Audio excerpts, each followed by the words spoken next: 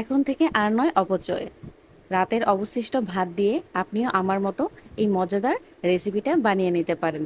এখানে আমি হাড় ছাড়া মুরগির মাংস নিয়েছি, গুঁড়া দুধ, হলুদ মরিচের গুঁড়া, বারবিকিউ মশলা, আদা রসুন বাটা, সয়া সস, পেঁয়াজ কুচি এবং সামান্য লবণ দিয়ে মাংসটাকে ম্যারিনেট করে নেব।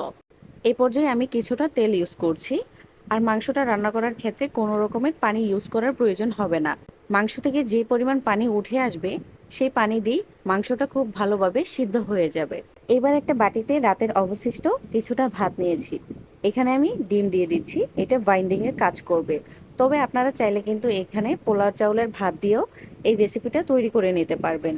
আর আমার মতো করে যে তৈরি করতে হবে এমনটা কিন্তু নয়, আপনি আপনার পছন্দ অনুযায়ী যে কোনোভাবে ভাত দিয়ে এই রেসিপিটা তৈরি করে নিতে পারবেন।